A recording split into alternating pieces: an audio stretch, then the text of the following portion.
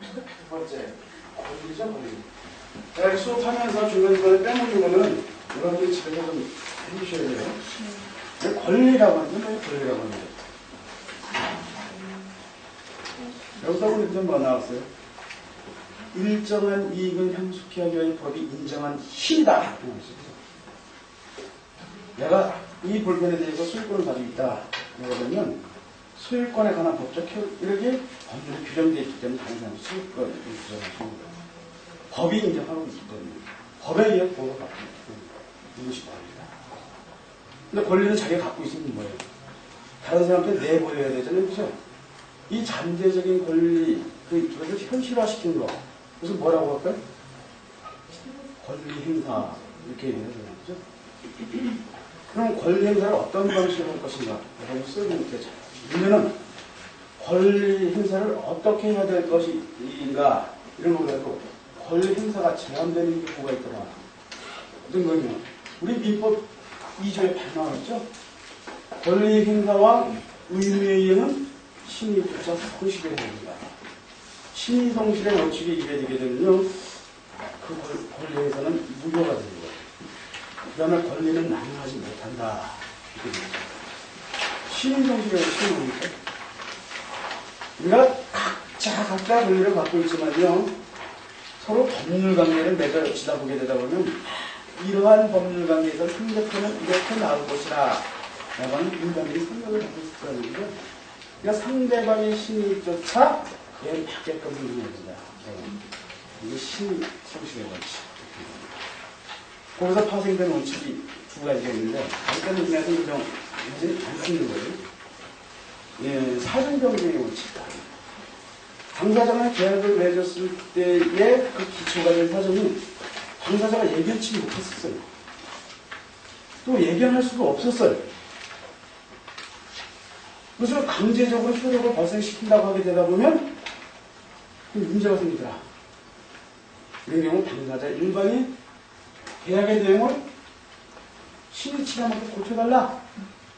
아니면 계약을 해지하자. 요구할 수 있는 그걸 심의성실의 원칙이다. 그러니까 예를 들어서 봐봐요. A라고 하는 지역에 가서 땅을 소유하고 계약을 맺었는데, 거기는 개발이 된다고 하는 온갖 소문과 그 확증이 있었단 말이죠. 근데 어느 순간 개발 계획이 전혀 있었지도 않았다는 소문이 확정됐을 때, 내가 그 계약을 체결했을 때에는 개발 계획이 있다는 것 때문에 체결했는데 없어져 버렸다. 없었다. 난 그걸 예상 못했다. 계약 해제. 할 수 있나요? 아직까지는 우리나라에서는 그 이론이 도입이 되지 않고 있다. 프랑스에서 얘기합니다. 신뢰의 원칙. 오랫동안 자기 권리를 행사하지 않아. 그럼 그 사람이 갑자기 이제 다른 사람이 보기에, 이제 저 사람은 그런 권리를 행사하지 않을 것이다. 라고 하는 그런 것을 다 봤어요. 그죠? 그런 인식을 갖고 있단 말이에요. 갑자기 그 사람한테 그걸 인정해 준다고 하게 되면, 인정할 수 있는 수 있잖아요? 그죠? 인정되지 않아요. 그게 바로 실효의 원칙. 우리나라에서 인정되고 있느냐? 많은 경우에서 인정은 안 되겠지만, 우리가 뭐 부동산 시효 취득이라든가 이런 부분에서 간혹 적용이 되죠. 그죠? 이건 실효의 원칙. 권리는 남용하지 못한다. 외형상은 권리 행사가 있는 것처럼 보여요. 근데 그 권리를 인정하게 된 사회적 목적을 벗어났기 때문에 그 권리 행사를 용인하게 되면 큰코 법률적 안정을 깨뜨리더라. 예를 들어서 학교 건물이 20개의 교실이 있어요. 근데 옆에 소유권을 맡고 있는 사람이 살펴보니까 자기 토지 소유권이 일부분을 학교가 가져가고 있더라. 그럼 여기 어떻게 해요? 소유권 방해 해제 청구권을 생각하거든요. 이거 서로 하나 이만큼. 이거 인정해야 되나? 이게 바로 권리 남용인 거예요. 법원에 청구하는 거예요. 학교가 이거 하지가 않으니까 허위평가 되려고 법원에다가 재판을 거는 거예요. 인정이 됐냐? 재판관은요, 이 사람이 이 권리를 행사하기 위해서 목적이 뭔가? 그 다음에 이것을 허용으로써 이 사람 개인적 이익과 사회적 공공이 어느 것이 더 크다. 이것이 더 크다. 이 사람은 악의적으로 그러니까 권리 남용이기 때문에 재판관이 이용을 안 하더라. 그죠? 형사권의 경우에 그런 효과가 발생하지 않아요. 심지어는 권리남용의 경우에 상대방에게 손해를 줬으면 손해배상까지 인정하고 있어요. 그죠? 이와 같이 우리가 권리라고 하는 건 법에 의해서 인정된 거고 또 그것을 현실화하는 것이 자기 이익을 위해서 좋지만 상대편과의 이익 협력을 했을 때에 상대편에게 과도한 손해를 주겠다. 인정하지 말아야죠. 그죠? 그것이 권리 행사 자유에 대한 제한입니다. 그죠? 이것이 바로 권리입니다. 그러면 이러한 권리는 누가 갖게 되는가? 라고 하는 것이 바로 권리 주체입니다. 권리 주체입니다. 뭐예요? 권리 주체. 권리를 가질 수 있는 지위, 자격. 이게 됩니까? 그죠? 누가 권리를 갖게 되냐? 민법 전반적으로 한번 봐봤어요. 누가 권리를 갖게 되냐? 살아있는 사람, 권리 갖고 있죠. 근데 오늘날 보니까 살아있는 사람뿐만 아니라 법의 법률로 딱 권리를 갖게 하고 있는 또 다른 사람이 있더라. 일정한 목적에 의해서 결합한 사람이니까 사단계입니다. 일정한 목적에 받쳐진 재단으로. 그럼 결과적으로 뭐예요? 우리 민법은 자연인과 법인에게 권리 능력을 인정하고 있다. 라고 하는 걸 여러분이 볼 수 있겠죠. 그죠? 그럼 먼저 자연인을 따져보자. 자연인의 권리는 자연인은 언제 권리를 가질 수 있느냐? 생존하는 동안이 있죠. 그죠? 태어나면서부터 죽을 때까지 권리를 갖고 있는 거예요. 그 사람이 정신병자라고 해도 권리를 가질 수 있는 거예요. 그죠? 권리 능력은 태어나면서 죽을 때까지. 그러면 태어났어요? 안 태어났어요? 태어났어요. 그러면 권리를 인정하지 말아야죠. 원칙적으로. 그럼 권리를 인정하려면 어떻게 해야 돼? 법률에 특별하게 규정을 해놔야죠. 이러이러한 게 태아가 권리를 갖는다. 법률에 규정하지 않게 되면요, 태아는 생존하는 동안에 있는 사람이 아니기 때문에 권리를 가질 수가 없어요. 근데 우리가 이거 한번 생각해봐요. 우리가 사람이 출생하면서부터 권리를 갖는다라고 하는 것은 그 사람의 존재를 확인하기가 쉬웠기 때문에 그런 거지, 태아니 보호할 필요가 없다라고 하는 의미는 아니잖아요. 그죠? 여기서 임산부가 가는데요, 어떤 나쁜 놈이 배에 푹 쳤어요. 애가 기형하게 나올 수 있잖아요. 그죠? 그럼 어머니가 애를 낳다 돌아가셨을 때 그 아이 태어나가지고 상대편에다 법행위한 손해배상 청구를 해야 되는데, 태아일 때 그 권리를 인정하지 않게 되면 그걸 청구할 수 없잖아요. 그죠? 그래서 일정한 경우 태아가 권리를 가지고 있는 경우를 특별하게 법률로 정해놨다. 어떤 경우냐? 지금 얘기한 불법행위한 손해배상 청구. 그 다음에 상속의 경우에 뱃속에 있는데 아버지가 돌아가셔갖고 태어난 애들한테는 벌써 다 상속이 돼버렸어. 이 아이는 태어나서 어떻게 해요? 먹고 살 게 없잖아요. 상속의 경우에 권리 인정해서 특별히 법률에 규정하고 있는 거예요. 상속. 대습상속. 대습상속은 뭐예요? 할아버지가 있는데 아버지 자반함이 쭉 있잖아요. 근데 아버지가 돌아가셨어. 그러면 상속은 가장 그건 여기부터 되죠, 그죠? 네. 근데 여기 인정 안 하면 큰일 나잖아요, 그죠? 아버지 대신 동순이로서 받을 수 있는 대습상속. 그 다음에 유증, 사인증여. 유증을 죽으면서 증여하는 거. 사인증여 살아있을 때, 아직도 돈 남았을 때, 내가 죽게 되면 이 재산을 누구에게 주라. 라고 하는 거. 그래서 태아의 권리 능력은 5가지 경우에만 한정돼서 인정되더라. 라고 합니다. 그러면 우리가 사람은 생존하는 동안 권리 있는 주체가 되고 또 생존하지 않는 태아라고 하더라도 권리를 가질 수 있는 경우가 있는데, 그럼 이 사람이 살아있기만 하면 언제든지 권리를 취득할 수 있느냐? 권리의 개념도 모르고 물건을 취득한다고 하는 의미도 모르는데 이걸 인정해야 될 것이냐? 그럼 의무를 가지고 있죠? 그래서 법률상 행위 능력이 기능이 나오는 거예요. 그럼 어떤 경우에 행위 능력이 있느냐? 이걸 따져보려고 하다 보니까 무수히 많은 이론이 나와야 되죠. 그래서 민법은 소극적인 방법을 택해버렸어요. 어떤 경우에 행위 능력이 없느냐? 행위 능력이 없느냐가 아니라 어떤 경우에 행위 능력이 제한되느냐? 그래서 무능력자 제도를 부릅니다. 그럼 무능력자에 뭐가 있어요? 그 다음에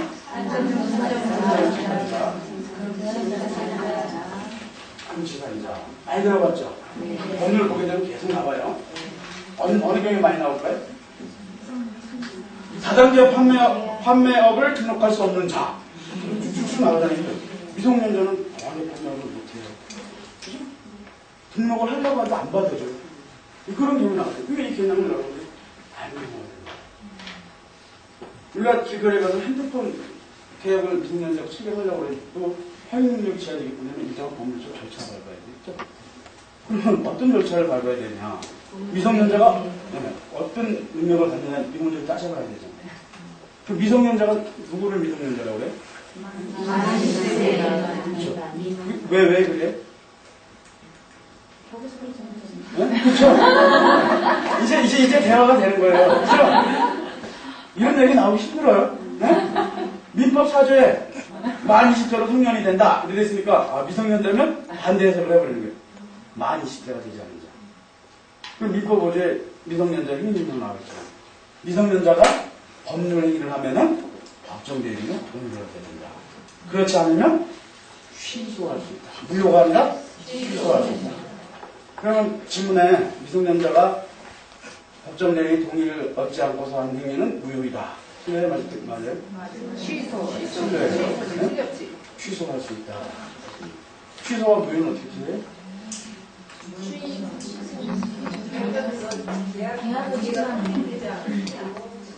효과는 같은데 무효는 처음부터 아무것도 없었던 장소인데 취소라고 하는 건 나중에 취소한다라고 하는 의사 표시를 해야지만 소급해서 없었던 것을 바라본단 말이죠. 그죠? 그 차이예요. 그죠? 그러니까 무효이다 부분에 취소가 들어간다면 취소이다 부분에 무효가 들어가게 되면 그 질문은 틀린 질문이다. 근데 미성년자가 법률을 하는데 항상 법정 대리인 동의를 얻어야 되느냐. 미성년자가 법률을 하는데 엄청나게 제약이 따르는 거예요. 그죠? 그러면 이것이 원칙인데 법정 대리인의 동의를 받지 않고도 행위를 하게 하려면 법률에 특별한 규정을 둬야 된다. 그죠? 그래서 보통 민법정시에 논해지는 건 7, 8개 정도예요. 미성년자가 법정 대리인의 동의를 얻지 않고도 완전한 행위 능력이 있는 경우를 규정하고 있더라. 그게 뭐예요? 첫 번째, 단순히 권리만을 갖거나 의무만 면하는 행위. 이 경우에는 미성년자가 단순히 아니 내가 어떤 물건에도 소유권을 미성년자가 취득하는데 야 법정 대리인 동의를 얻어. 내가 돈을 10,000원을 줬는데 법정 대리인 동의를 얻고서 받아. 안 되잖아요. 그죠? 근데 여기서 우리 생각하는 거 부담도 중요해. 내가 돈을 주면서 야 너는 앞으로 이런 거는 행위를 하지 마. 야 이걸 줄 테니까 어디 갔다 와서 뭐 좀 해줘. 인정되느냐? 부담이라고 하는 부분을 갖게 되잖아요. 그죠? 이 경우에는 법정 대리인의 동의를 얻어야 됩니다. 그 다음에 처분이 허락된 재산의 처분행위. 우리가 야 등록금 대학교 막 들어가면 미성년자인 거 맞죠? 등록금 200만 원 갖다는데 마음대로 쓸 수 있어요? 없어요? 네? 쓸 수도 있다 쓸 수도 없다 이 얘기예요? 쓸 수 있다. 법률에 나와있죠. 처분을 허락했다. 그게 맞냐 틀리냐 따져보자 이거. 이건 학자간에만 논을 하는 거예요. 처분이 허락된 재산의 범위라고 하는 것은 사용 목적까지도 포함하는 것이다. 아니다. 재산 처분 범위만을 얘기한 것이다. 사용 목적을 정한 것이다 라고 하게 되다 보면 그걸 오락실에 가서 날리게 되면 오락실 주인한테 가서 취소할 수 있겠죠? 근데 통설적으로는 사용 목적이 아니라요. 재산의 범위만. 200만 원을 등록금 내라고 해도 등록금 내라고 했던 걸 상대편이 모르잖아요.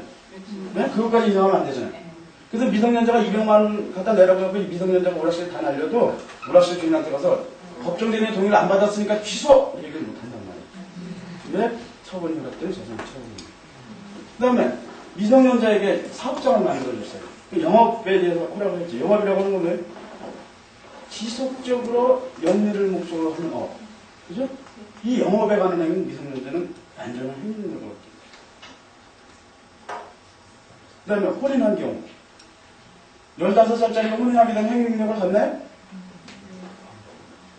네? 친족상속법에 가면 남자의 경우는 18, 여자의 경우에는 16이 돼야지 혼인할 수 있어요. 그죠? 그러니까 여자의 경우 16 넘어서, 남자의 경우 18 넘어서 결혼을 하게 되다 보면 법정 대리인 동의 필요 없이 이 사람은 성년의 의제가 되는 거예요. 법률에 특별히 규정되어 있어요. 분리한 미성년자는 성년으로 의제가 이렇게 돼 있다고. 그 다음에 임금의 청구, 그 다음에 대리행위. 대리행위의 경우는 나중에, 대리행위는 나중에, A라고 하는 사람이 있는데 B라고 하는 사람과 계약을 맺어요. A라고 하는 사람이 항상 바빠요. 그러니까 법률행위 방식이 자유다 보니까 A라고 하는 사람이 C라고 하는 사람한테 야, 다시 계약을 맺어줘. 이 사람 뭐예요? 대리인이죠, 그죠? 근데 이 사람이 B와 계약을 맺으면서 A 대리인 C와 B는 다음과 같은 계약을 맺는다고 계약을 맺었단 말이에요. 근데 이 계약의 효과는 누구한테 봐요? 그럼 이게 미성년자의 경우 미성년자 손해 봐야 안 봐요? 손해 안 보죠? 그러니까 대리의 경우에도 미성년자는 완전한 행위 능력을 가질 수 있다. 라고. 그 다음에 한정치산자. 정치산자. 한정치산자는 뭔가면 심신이 박약하거나 심신 무슨 뜻이에요? 몸과 마음이 없으면 뭐예요? 귀신이죠. 네? 마음신 되죠? 정신이 박약한 사람. 몸과 마음이 아니에요? 그죠? 정신이 박약하거나 심한 재산에 인한 교 자기 또는 가족의 생활을 분박하게 할 염려가 있는 자. 이 자가 한정치산자고 행능력이 제한된다. 맞아요, 틀려요? 틀립니다. 예, 틀립니다. 또 나왔어요. 그죠? 법원에 의해서 반드시 한정치산자를 다시 말씀드립니다. 한정치산자라고 하는 것은 심신이 박약하거나 심한 재산이 낭비로 자기 또는 가족의 생활을 분박하게 할 염려가 있는 자로서 법원에 의해서 선고를 하는 자. 이 사람의 행동력은 어때요? 미성년자가 우리나라. 다시 말해서 법률행위라면은 법정 대리인의 동의를 얻어야 된다. 동의를 얻지 않으면 취소할 수 있다. 이 문제죠? 그죠? 금시산자는요? 심신이 박약한 것이 아니라 아예 심신이 상실돼버렸어. 이 경우는 어떻게 해요? 역시 법정 대리인 동의를 얻어야 되나요? 그죠? 금시산자의 경우에는 법정 대리인 동의를 얻자고 하더라도요, 그 행위는 취소할 수 있어요. 다시 말해서 반드시 법정 대리인이 대신해줘야 된다. 근데 문제는 이러한 무능력자와 거래한 상대방이에요.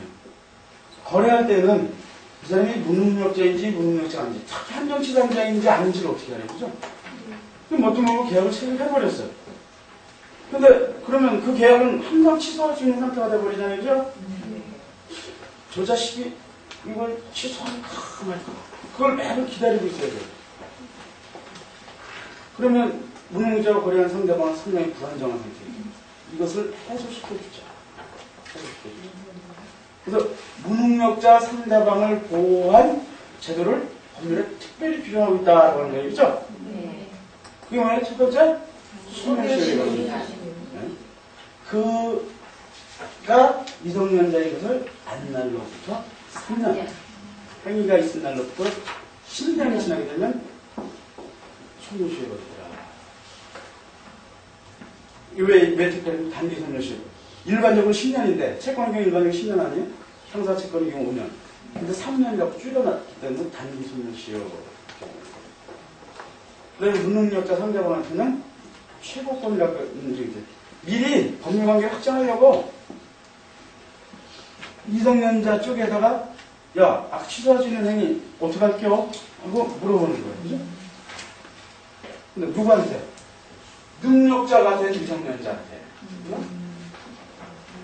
우리가 법률을 취소할 수 있는 기간 내에 만입자가 되는 경우가 있잖아요. 그 미성년자가 되는 능력자한테 야, 너 취소할 수 있는 법률을 우리가 했는데 야, 그거 효력을 인정할 거냐 말 거냐 그걸 물어보는 거예요. 근데 미성년자가 대답을 안 해요. 어떻게 해요? 행위는 추인되고 있어도 모르겠고 그래서 법정 대리인한테 할 수 있어요. 미성년자인 동안에는 법정 대리인한테 할 수밖에 없겠죠? 그죠? 네? 법정 대리인한테 취소할 수 있는 법률 행위를 추인할 것이냐 말 것이냐 확답을 안 했다. 두 가지 경우가 나옵니다.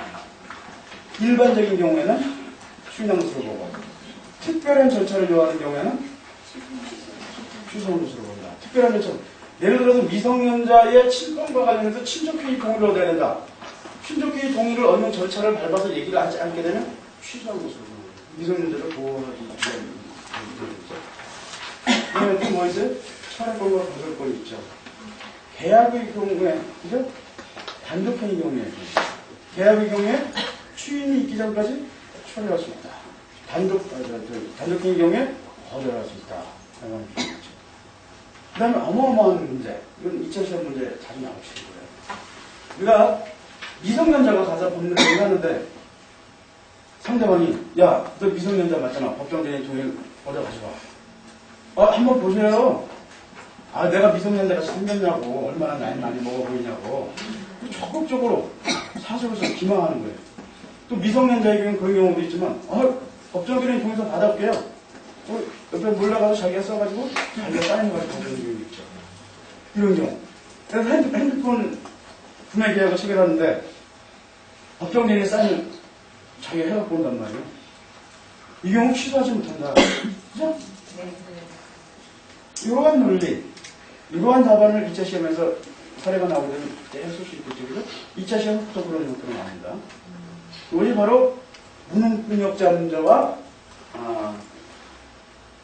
상대방이 또 그런 반응입니다. 또 자연인에 관한 문제가 되는 게 주소. 그러니까 주소라고 하는 거는 이거 채무의 변제 장소가 된다거나 그다음에 재판 반환에 적이 되거나 뭐 이런 효력이 있어요. 그죠? 여러분 한번 보시면 아실 거예요. 그죠? 크게 이게 소유자가정법과는 뭐 중요한 문제는 아닙니다. 실정선거. 우리가 김대중 대통령이 대통령 되기 전에요. 저 학교에서 우리 취학교에서 김대중 대통령이 와서 대통령 되기 전에 강의를 한 적이 있어요. 그때 따라오신 사람 중에서 국회의원인데 신비아입니다. 그쵸? 기억하세요? 괌에 비행기 타고 가다 비행기를 추락했어요. 죽었어요? 죽었어요? 죽었어요. 실종. 왜냐면 추락하는 비행기에 있었던 건 확실한데 시체로 발견을 못해요. 그럼 그 사람이 국내에 가지고 있던 재산이 상속되겠어요? 안 되겠어요? 상속 안 되잖아요. 그럼 죽게끔 만들어야 되잖아요. 이거 실종선고다. 종래의 주소나 거소를 떠나서 일정 기간 동안 돌아올 가능성이 없다. 보통의 경우에는 5년. 실종선고 기간입니다. 특별실종, 추락하는 비행기에 있었다. 침몰하는 선박에 있다. 전쟁 중에 있다. 특별한 위난에 있다. 이런 경우에는 그때로부터 1년의 기간의 실종선고 기간이 지나게 돼요. 그럼 법원에다 실종선고 청구 소송을 하는 거예요. 그럼 법원에서 실종선고를 하게 되면 실종선고 기간이 만료할 때 그 사람은 죽은 것으로 본다. 그럼 죽게 되면 어떻게? 종래 그 사람이 갖고 있는 사법상, 종래 수술을 기점으로 하는 사법상의 법률 관계가 싹 해결되어버리죠. 상속되고. 근데 문제는 실종선고에서 죽었는지 할 때 살아오는 경우입니다. 살아오는 경우. 어떻게 해요?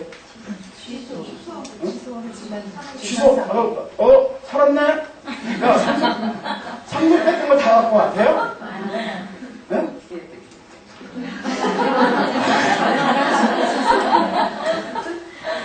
봐봐요. 이거 중요한 겁니다. 사망한 것으로 본다. 이렇게 되죠. 본다. 간주한다. 의지한다. 이 뜻이에요. 또 법률적으로는 추정한다라고 하는 뜻이 있어요. 추정한다라고 쓰여있는 경우에는 그게 아니야. 살아있었으니까 다 원상 회복해. 당사자가 주장하면 다 원상 회복해야 돼. 본다, 의지한다, 간주한다. 이런 경우에는요. 회복이 안 돼요. 회복하려면 공권적인 판단을 다시 봐야 돼요. 법원에다 실종선고 취소 소송을 해요. 실종선고를 취소하게 되면 살아있었던 거가 취되는데 이 경우에 상속받은 재산도 팔아버리고 다 했을 거 아니에요. 그거 어떻게 해결해야 될 것이냐. 법률에 특별히 규정하고 있죠. 어떻게 해결해야 됩니까? 실종선고 후 취소 전 선의로 인 경우에 선의가 무슨 뜻이에요? 그 사람이 살아있다는 사실을 몰랐던 거예요. 착하잖아요, 그죠? 네? 그렇게 얘기하면 안 되나? 이거 어떻게 되냐면, 이 경우에는 처분한테 놔두고 자기가 현재 갖고 있는 재산만 돌려주라. 악의인 경우에. 분명히 그 사람이 살아있는 것도 아닌데도 불구하고 실정 선고가 되게 그대로 놔둔 거 아니에요, 그죠? 나쁜 놈이죠, 그죠? 그러면 자기가 받은 거에다가 거기에 이자를 합쳐가지고 돌려주라. 그죠? 벌써 끝났잖아요. 그죠? 집에서 보려고 책 보려고 하게 되면 뭐 민법책 보려고 한 2주 동안 봐야지 이해가 가는데 거의 끝나잖아요. 그죠? 다음에 뭐 남았어요? 권리주체? 법인 남았죠. 법인의 경우에는 숫자가 될까요? 안 될까요? 왜요? 지금까지는 숫자가 안 됐어요. 왜냐면 물건의 매매라고 하는 건 보통 개인과 개인간의 경우가 많죠. 근데 법인이 하는 경우도 예외적으로 있죠. 그럼 문제 내고 나가면 그건 나올 거예요. 그죠? 법인은 권리 능력이 있다고 했어요? 없다고 했어요? 있어요. 왜 있어요? 법을 반납하는 응? 아까 얘기했잖아요. 법에 특별한 규정이 있잖아요. 어떻게 돼 있어요? 법률적으로는? 법률 규정에 쫓아 정관을 조정한 목적이 법인에서 권리 능력을 갖는다. 다시 말해서 법인은 언제든지 권리를 취득하는 게 아니라 제한된 권리 능력을 가지는 거예요. 그죠? 그러면 어떻게 되는? 먼저 법률 규정에 있는 것만 취득할 수 있는 거예요. 그죠? 법률 규정이 없는 건 못해요. 다음으로 정관의 법인을 설립한 정관 목적이 나오죠. 정관에. 이 법인의 헌법입니다. 그죠? 그 목적을 벗어난 다른 행위를 할 때는 그 법인의 행위가 아니에요. 그죠? 그 대표자 그 사람 개인의 행위란 말이죠. 그래서 그 범위 내에서 제한되더라. 또 제한되는 경우가 있더라. 법률의 규정은 없는데 우리가 일반적으로 상식적으로 생각해 봤을 때 자연인만이 가지고 있는 거니까 법인 친권을 행사할 수 있나요? 없잖아요. 그죠? 그래서 성립질서의 제한, 법률 규정에 의한 제한, 그러면 정권이 목적에 의한 제한.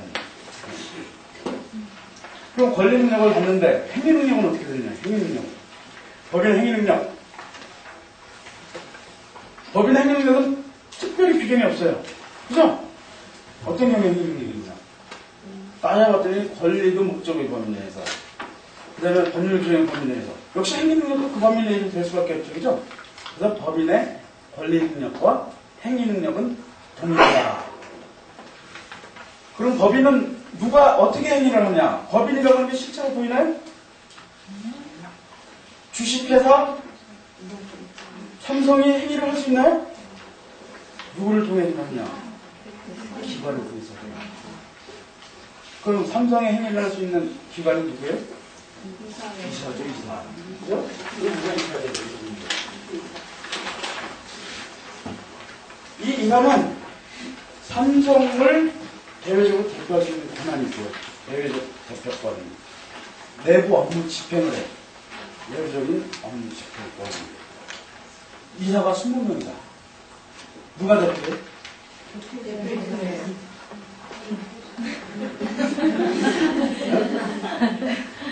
여기 잠깐 이렇게 아시는 분이 15명 전부 다 대표권이 있어요. 이게 원칙이에요. 근데 한 사람한테만, 두 사람한테만 대표권을 주고 싶다. 특별히 등기해야죠. 대표이사 회장 이건희, 대표이사 사장 정의선 이외에는 대표권이 없다. 등기를 딱 찍어놓게 되면 나머지 이사는 대표권이 없다. 그죠? 그리고 이사가 업무 집행할 때 있어서는 많은 이사가 모이게 되면 그 이사 결정은 보통의 경우 출석이사 과반수사라. 그죠? 그 다음에 법인 내에서 기관은 이사 이외에, 이사회가 있죠. 그죠? 이사들이 모여서 의사 결정하는 그 모임. 우리가 이사회라고 합니다. 그 다음에 좀 뭐 있어요? 감사 들어봤죠. 감사는 법인의 경우 반드시 필요한가? 반드시 필요하지 않습니까? 반드시 필요해요. 뭐냐? 법률 규정에 총회 또는 이사회의 결의에 따라 1인 또는 수인의 감사를 줄 수 있다고 그랬잖아요. 반대해서 해봐요.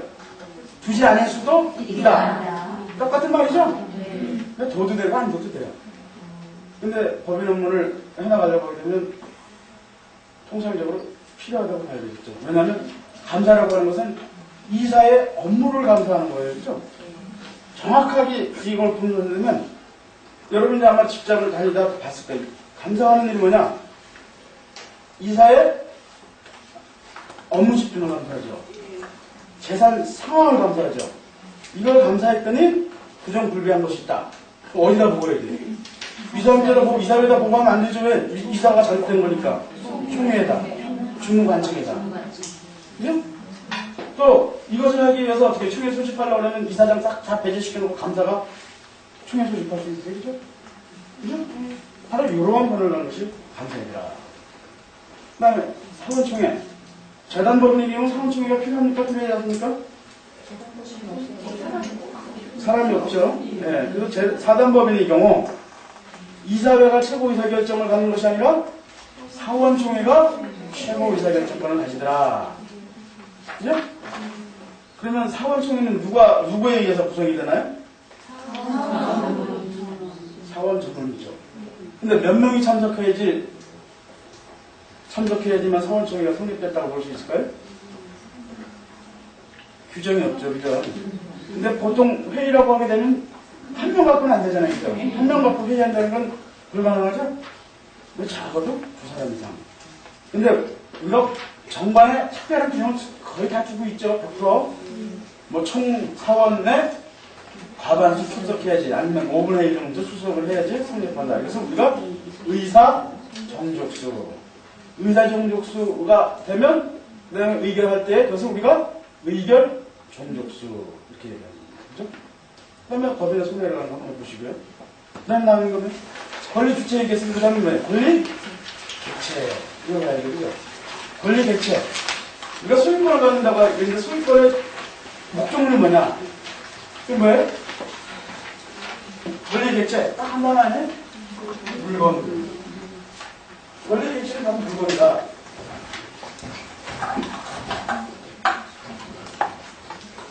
물건이라고 그러죠, 물건. 물건이 뭐예요?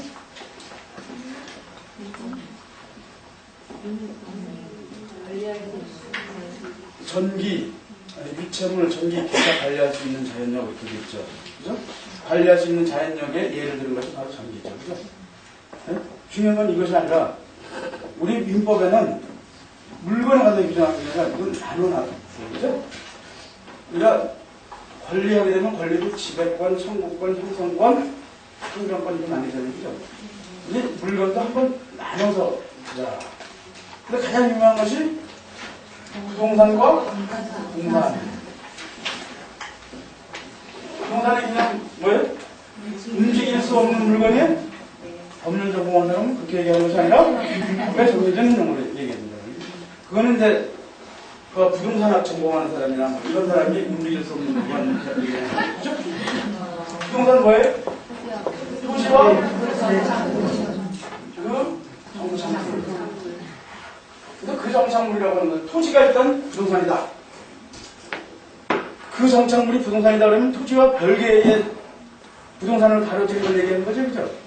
그럼 토지와 별개의 부동산을 다뤄주는 게 뭐냐?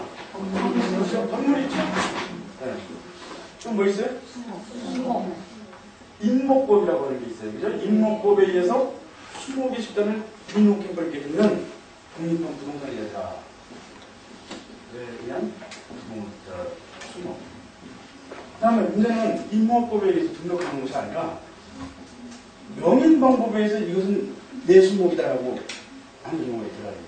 그럼 시골 가다 보면 산 밑에 하얀 것도 칠해져 있는 거 있죠, 그죠? 네. 하얀 것도 빙빙 칠해가지고서 이걸 다른 사람한테 팔아버립니다. 그러니까 이건 내가 키운 나무로서 토지와 별개 다른 사람한테 팔을 수 있다. 또는 팔았다라고 하는 걸 표시해 주는 거죠. 그래서 우리가 명인방법에 의한 수목을 합니다. 그죠? 명인방법에 의한 수목. 그럼 뭐 있습니까? 명인방법에 의한 이분리 과실. 이거 왜 얘기했어요? 이분리 과실 왜 얘기했어요? 이분리 과실. 그냥 과실하면 되지 왜 이분리 과실이죠? 하게 되면 이미 누구 소유가 결정이 되어버리죠? 누구 소유에? 조금 나죠, 그죠? 천연과실은 원물로부터 분리될 때에 수치할 권리자. 내가 어떤 집에 전체를 살고 있는데 뒤에 감나무가 있어. 밤에도 감이 툭 떨어지면 그 누구 거예요? 집주인 거 아니에요? 내 거에 전체 살고 있는 내 거. 그게 내가 수치할 권리자. 이게 바로 그거다.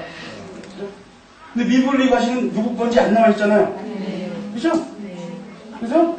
이렇게 독립화 부동산을 다 여기 써줘야 돼. 그것과 다른 거니까. 그죠? 그 다음에 또 뭐 있어요? 농작물. 농작물은 뭐가 문제예요? 농작물은요, 농작물을 경작한 사람 거예요. 토지와 별개가. 근데 문제는 판례에 의해서 불법하게 경작한 농작물이라고 하더라도 경작자에게 있다. 이렇게 판례가 나온 거예요. 평택 미군 규제 문제가 됐잖아요. 그죠? 미군 규제 국가에서 다 팔아버렸어요. 그죠? 국가장이에요. 여기 와서 경작하면 안 돼요. 그죠? 근데 개발하기 전까지 우리 경작할게 가서. 근데 왜 이걸 왜 막을까요? 불법하게 경작한 물건, 걸실이라고 하죠. 농작물이라고 하더니 이것이 경작자에게 속하기 때문에 그걸 함부로 될 수가 없으니까. 그러니까 막을 수가 없는 거예요. 그리고 하나하나 우리 사회생활 다 해보게 되잖아요. 그러니까. 그 다음에 동사는 뭐예요? 동사는? 동산? 참 쉽죠? 그 다음에 또 뭐 있습니까? 이번에 부분? 주물과 주물. 뭐예요? 어떤 물건의 상용에 공하기에 거기에 부착시켰다. 첫 번째 물건은 주물. 부착시킨 것은 종물. 헷갈리죠? 무슨 얘기지? 자물쇠와 열쇠를 한번 보자. 그죠? 이건 두 개가 떨어져서는 의미가 없죠? 이 자물쇠의 상용에 공하기 위해서 열쇠를 부착시킨 거예요. 그러면 자물쇠는 주물, 열쇠는 종물. 자물쇠를 팔아버리면 열쇠도 같이 팔아버린 거다. 그죠? 종물은 주물의 소문에 따른다. 그 다음에 법률과 과실. 특히 과실. 천연과실과 법정과실을 만들어. 천연과실은 아까 얘기했던 것처럼 감에서 감놈이 뚝 떨어졌다. 우리가 여기서 한번 봐요. 우리가 법률 효과가 발생하면 당사자 간에 이사가 왔다 갔다 해야 되잖아요. 그죠? 근데 감이 떨어진 거 누가 떨어지라고 그랬던 거 아니잖아요. 갑자기 떨어졌는데 법률 효과가 발생한 거였어. 그래서 우리가 사건이 났다. 법률적 용어입니다. 어떻게 해야 돼? 우리가 사건이라고 한다. 네? 천연과실은 법률로 또 분리한다. 법정과실. 우리가 돈을 맡긴 이자 받아야 되잖아요. 그죠? 며칠 동안 갖고 있었느냐? 그 비율에 따라 수치하게 되는 거죠. 권리 변동이다. 변동이라고 하는 건 권리가 언제 발생하느냐, 어떻게 변경이 되느냐, 어떻게 실현이 되느냐, 이런 가장 첫 번째 논해지는 것은 법률의 성립이었고, 갑이 우리에게 아파트를 팔았는데 아파트를 판 계약이 성립하기 위한 요건. 그게 뭐냐? 결론으로 법률에게 성립하려고 하게 되다 보면 당사자가 있어야지, 그죠? 당사자. 그러면 법률행위가 하게 되면 그 법률행위에 목적이 있어야 돼요. 그 다음에 의사표시가 있어야 돼요. 그게 법률행위의 성립이었거든요. 우리가 일반적으로 생각해도 법률행위는 성립하고 효력을 발생한다 이런 얘기 할 수 있겠지, 그죠? 법률행위가 효력을 발생하고 그 다음에 성립한다. 그건 안 맞잖아요, 그죠? 그럼 이게 성립 요건인데 법률행위가 유효하려면 어떻게 되냐? 효력을 발생하려고 그러면 당사자가 능력이 있어야 돼요. 능력이 없다 보니까 무능력자다 보니까, 그죠? 법률행위를 취소할 수가 있게 되잖아요. 그 다음에 무능력자들은 떠나놓고 법률행위라는 게 상대편이 아예 의사 능력이 없었어요. 그 경우에 계약이라고 하는 것은 의사표시 합의에 의해서 성립하는데 상대편이 의사가 없는데 어떻게 법률행위가 성립하겠어요? 효력을 발생하지 못하잖아요. 그다음에 법률행위의 목적이 있어야 돼요. 근데 이 법률행위의 목적이라고 하는 것은 내가 정말 첫 번째 확정되어 있어야 돼요. 목적이 확정되어 있지 않는데 물건을 야, 내가 내일 줄게. 뭘 주겠다는 얘기예요. 그죠? 확정돼 있어야 돼요. 근데 이 확정이라는 거는 법률행위 성립 당시에 확정돼 있지 않더라도 장차 법률행위를 이행할 때, 책무를 이행할 때 확정된다는데 내가 소 한 마리 줄게. 어떤 소라고 얘기 안 했잖아요. 그죠? 나중에 이 소 확정하면 된다. 그 다음에 가능해야 된다. 불능한 거. 야, 저 하늘에 있는 별을 내가 따다줄게. 저 하늘에 있는 별을 따다주지 못하면 내가 너한테 1억 줄게. 계약서 작성. 그냥 해서 찍었어요. 너 못 따줘서 빨리 1억 내놔. 법원에다 청구할 거야. 청구가 되냐 이거예요. 불능한 목적으로 계약 내용을 하게 되다 보면 그 계약은 애당부터 무효다. 한강에요. 내 반지가 빠졌어. 저거 찾아주면 아무도 계약을 1억 줄게 하고 계약을 맺었어요. 가능합니까? 불가능합니까? 가능할 수도 있겠죠. 생각했다면. 근데 이 경우에 있어서 가능이냐 불가능하냐는 사회 통념상 누가 원하냐 이게 가능하냐 되겠죠. 그것 자체도 무효다. 그죠? 그다음에 적법해야 돼요. 적법. 적법하지 않은 것을 계약을 체결하는 건 무효예요. 우리나라는 일부 일처제잖아요. 그죠? 당사자가 첫 계약을 맺어요. 나하고 첫 계약을 맺는데 한 달에 50만 원씩 준다. 이 문제는 어떻게 할 거냐? 이 문제. 예? 계약 결혼이 아니라 본 저기가 있는데 첫 계약은 불법이잖아요. 그건 무효예요. 다만 돈 주는 게야 이게 무효로 할 거냐? 변화가 아니죠. 그죠? 답이 어디 있어요? 책을 잘 보세요. 답이 나옵니다. 변화가 나뉘는데 돈 주는 계약은 유효하다. 나옵니다. 그래서 사회적 타당성이 있어야 돼요. 사회적 타당성이 뭔가면 민법 3조에 나와있어요. 선량한 풍속 기타 사회질서에 반한 것을 대응하는 법령이 유효한다. 사회질서에 반해? 그게 어떤 거냐? 그거는 당사자랑 다툼이 생겨서 그 사회질서에 반하는 거 아니야? 유효야? 라는 행위잖아요. 그럼 법원으로 가져가면 판사가 계속 판단할 거예요. 이 판례가 축적돼. 그죠? 그런 게 어떤 거냐? 그죠?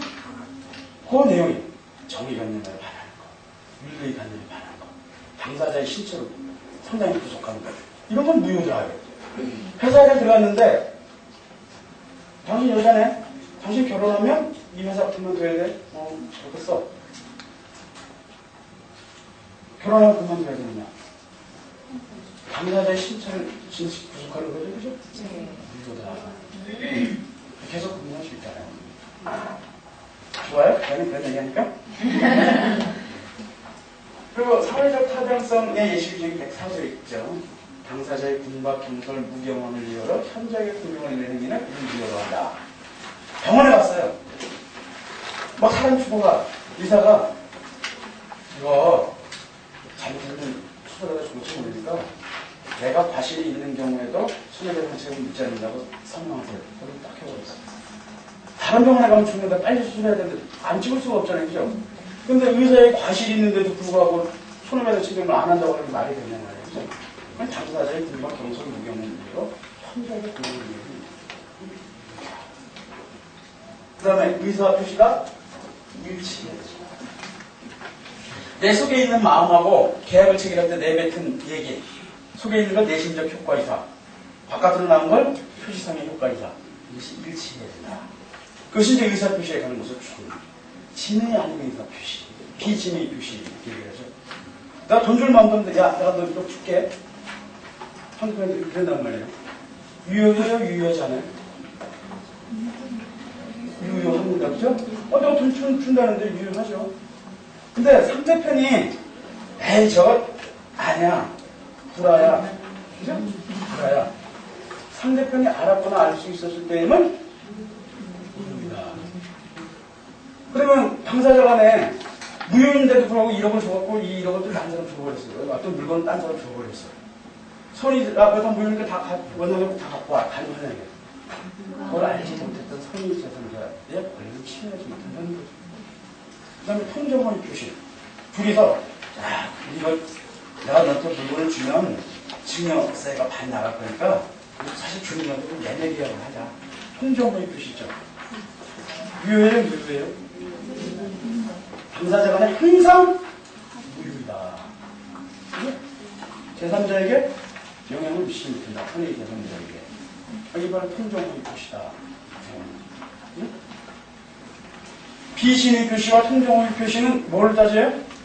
취소할 수 있느냐, 취소 못하느냐에 따지는 것이 아니라 유효이냐, 무효이냐. 이 부분을 취소할 수 있다. 비진의 표시는 취소할 수 있다. 뭐, 취소할 수 없다. 이 질문 다 틀려야죠? 유효이냐, 무효이냐에 따지는 거예요. 그 다음에, 차고. 우리가 홍콩 달러와 미국 달러의 가치가 틀리잖아요. 그죠?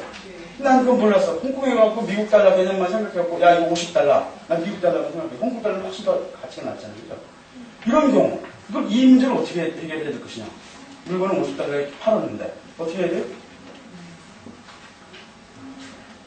법률행위의 중요한 부분에 관한 것일 때에는 취소할 수 있다. 그죠? 근데 상대방에게 중대한 과실이 있을 때는 취소할 수 없다. 역시 제3자에게, 소위 제3자에게 영향을 미치지 않는다. 그 다음에 하자 있는 의사 표시. 하자 있는 의사 표시는 뭐예요? 사기에 의한 의사 표시, 강박에 의한 의사 표시. 사기에 의한 의사 표시는 뭐예요? 타인을 속이는 거죠? 희망, 의문에서. 또 그거에 의한 의사 표시를 하게 되는 거죠? 그 다음에 강박에 의한 의사 표시는 내가 너 죽일 거예요? 해야 그걸 가하게 되는 의사 표시라고요. 그죠? 사기 강박에 의한 의사 표시는 취소할 수 있다. 무효이다가 아니에요. 취소할 수 있다. 선의 제3자에게 효력을 미치지 않는다. 쉽잖아요. 그죠? 근데 여러분 가서 민법책, 총칙책 보게 되면 그게 막 한 30장 이렇게 돼버렸어요. 제가 지금 얘기한 거 있잖아요. 법률 조문, 그것만 외워보게 되면 그거 자체 선에서만 문제가 나와요. 사법시험에는 엄청 어렵게 나오거든요. 근데 그 정도 수준에서만 무슨 취재가 될 것이다. 믿어요? 믿어야지 어떻게 해야지. 안 믿는다고 내가 수업 안 했다는 얘기죠? 예? 그 다음에 법률행위가 없습니다.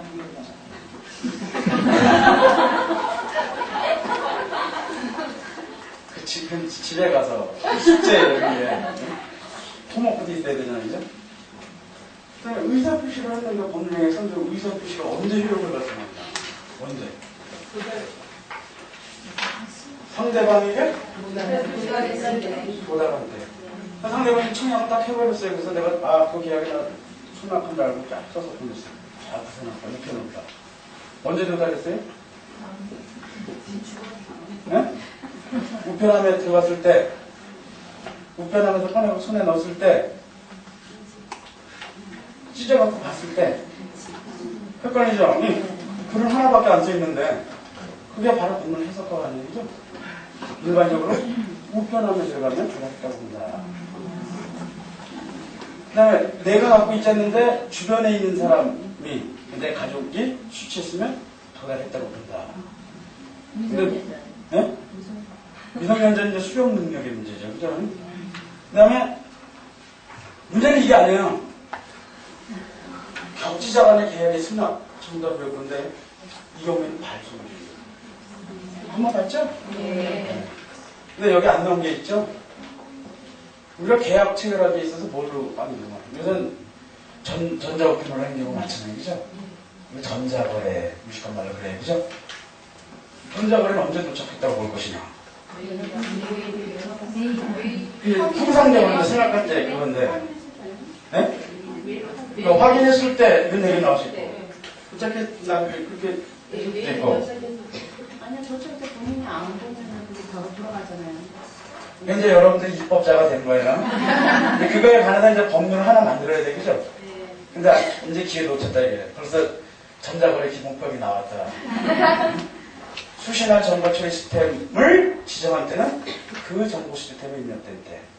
근데 지정했는데도 그러고 딴 데로 갈 수 있잖아요. 그죠? 이거는 출력했을 때. 그럼 출력했을 때가 무슨 뜻이에요? 프린트기에서 쭉 뽑아왔을 때? 아니면 화면에서 딱 봤을 때? 화면 출력이라고 생각해 볼 수 있잖아요. 그게 바로 해석까지예요. 근데 우리가 불특정 다수인에 대한 계약이라고 하는 상대방이 유지했을 때. 하여튼 알게 제일 밑에는 그 계약 내용만 알면 되는 거 아니겠죠? 화면에서 딱 붙여가지고 계약 내용이 뭐다 하라고 알면 도착했다고 봐야지 그걸 프린트기에서 뽑아봐야지 않아요? 그건 아니잖아요. 그죠? 그다음에 수신할 정보 시스템을 지정하지 않았다. 관리하는 정보 시스템이 입력된대. 우리 의사 표시 대거는 도달 주의의 문제다라고 합니다. 그러면 권리 입장에서 의사 표시 문제가 벌써 끝냈죠, 그죠? 그러면 그 다음 거는 대리행위 문제죠. 대리행위 여러분들이 제가 이틀 온라인 강좌를 했죠. 그거 한번 들어가시고 이번에서 시험 문제가 나올지 안 될지 저는 가능성은 많지 않다고 하는데 그렇다고 다음 내 시험에 나오는 게 나 죽이려면 여러분 안 돼요. 내가 익히 한두 시간 동안 여러분한테 많은 걸 가르쳐줬잖아요. 그죠? 네. 그래서 대리는 여러분들이 집에서 꼭 먹다. 그 다음에 법률행위의 무효와 취소. 무효가 뭐라고 했죠? 청소가 아예 없었던 것과 취소가. 취소는 나중에 취소의 의사표시를 함으로써 소급해서 없었던 것으로 보자. 라고 하는 것이 바로 법률행위 취소. 이렇게 돼 있죠. 끝났네요, 이것도. 그죠? 근데 문제는 법률행위의 전부 무효냐, 일부 무효냐. 일부 무효일 때 어떻게 되느냐. 법률행위는 이만큼 했는데 그 중에서 일부가 무효이다. 이걸 어떻게 얘기해야 될 것이냐. 법률 규정을 둬야 되겠죠. 그죠? 일부 무효는 전부 무효다. 그것이 원칙이에요. 그러니까 그것과 다르게 일부 무효는 전부 무효라고 하려면 법률에 특별한 규정을 둬야 되겠죠. 그게 어디냐면 야권규제법에. 그렇게 되면 야권의 일부 조항이 무효인 경우에는 나머지 부분만으로 유효하다. 일부 무효의 규정이에요. 이쪽에는 민법 측은 전부 무효인데 다르죠? 근데 야권규제법은 일부 무효의 특칙 이렇게 붙여놓는 거예요. 그죠? 그래서 이것이 바로 무효와 관련한 문제죠. 그 다음에 취소할 수 있는 행위라고 하더라도 그것이 취소할 수 있는 행위로서는 효력이 없지만 다른 행위로 전환이 강하다. 취소할 수 있는 행위의 전환, 무효행위의 전환, 취입 이렇게 이런 문제가 이렇게 되는 거예요. 그 다음에 1년 시험에 딱 한 번 났던 문제인데 이거 소멸시효라고 하는 것이 어떤 것인가, 소멸시효 중단되는 사유가 무엇인가 이렇게 많이 나오잖아요. 그죠? 특히 소멸시효와 관련해서는 일반적 소멸시효 기간이 있네. 채권의 경우 10년. 그 다음에 물권이나 수익권 이외의 것은 20년. 그 다음에 단기 소멸시효가 많이 규정되어 있죠. 3년에 소멸시효에 걸리는 거, 1년에 소멸시효에 걸리는 거. 외워야 외우지 않아야죠? 외우세요. 근데 시험 문제 뭐 나오냐면 일정한 시점에 권리 행사를 하지 않았을 경우에 그 권리를 소멸시킴으로써 법적 안정성을 도모하는 제도는 정답 뭐예요? 소멸시효. 쉬운 문제만 나오잖아요. 그죠? 밑에 거 안 외워도. 그거 왜 좋아해요? 민법에 관해서는 기본 개념만 여러분한테 물어보겠다는 거예요. 그죠? 기본 개념은 이거 현역에 종사할 때 휴가라고 공부하는 거예요. 민법 솔직히 다 끝났잖아요. 얼마나 6개월 동안 공부하는 건데. 네? 한 2시간만, 2시간만 끝났잖아요. 그죠? 근데 문제는 채권법이다. 계약의 성립. 그죠? 계약은 어떻게 성립해요? 그렇게 답변이 나오면 좋은 거예요. 그죠? 계약의 성립. 거의 90%가 대부분이 청약과 승낙에 의해서 성립하느라. 청약, 플러스 승낙에 의한 계약 성립. 근데 그렇지 않은 경우도 있더라. 왜? 법률에 명확하게 나와 있어요. 그게 뭐냐면요? 교차 청약에 의해서 성립하더라. 그죠? 나와 있죠? 네. 의사 실현에 의해서 성립하더라. 나와 있죠? 여러분 책은 안 나오는데 좀 어려운 문제라서 사실계약 이게 성립하더라. 이게 계약의 성립에 관한 문제인지는 모르겠는데 계약 체결사에 발시되는 게 있어요. 계약 체결사에 발시된다. 시험 문제가 나왔었어요. 잘 봐야 돼요. 시험 문제 뭐 나왔냐면요. 청약을 했더니 청약에 대해서 조건력 변경을 가한 경우 어떤 결이 발생합니다. 시험 문제 나왔어요. 뭐예요? 없죠? 네. 앞서가요. 뭐예요? 청약을 거절하고 새로운 청약을 한 것으로 그러니까 법문만 여러분들 조금만 읽어주시면 대략 맞출 수 있는 문제였죠. 그죠? 청약이 뭐예요? 청약. 우리가 계약 측에서 가장 먼저 되는 게 청약이잖아요. 그죠? 하나밖에 없어. 그래서 일반계약 의사 표시 이렇게 아직 나오지 않은 승낙과 결합한단 말이에요. 그죠? 승낙과 결합하여. 이 목적이 뭐예요? 계약을 성립시키려는 목적으로 하는 특정적, 일방적 의사표시.